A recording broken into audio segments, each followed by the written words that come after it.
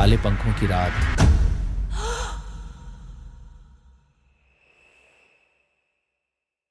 अनुज एक शहरी युवक था जो अपने परिवार के साथ एक पुराने मकान में रहता था।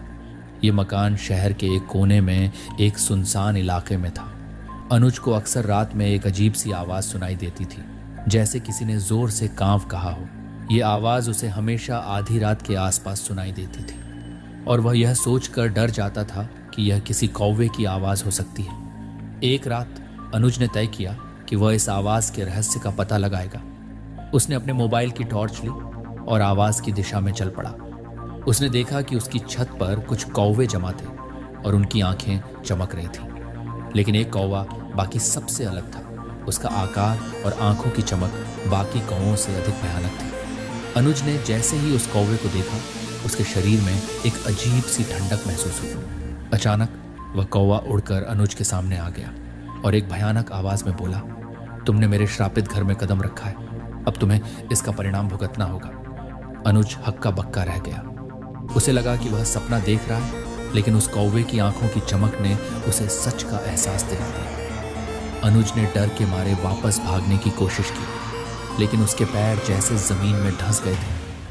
कौवा हंसते हुए बोला, तुम्हारे पूर्वजों ने मुझे श्राप दिया था और अब तुम्हें उसकी सजा भुगतनी होगी।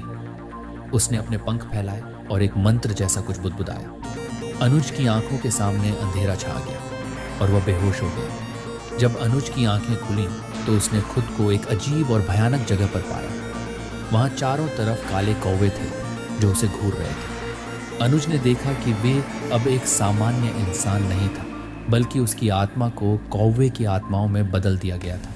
अब अनुज एक कौवे की आत्मा बनकर उसी पुराने मकान के चारों ओर मंडराता रहता है।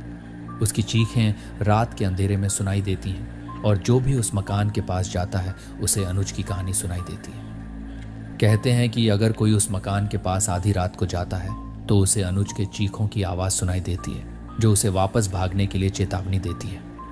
काले पंखों की रात आज भी उस इलाके में मशहूर है और लोग रात होते ही उस मकान के पास से दूर चले जाते हैं। अनुज की आत्मा और काले कौवों का श्राप उस मकान पर हमेशा के लिए बना हुआ है।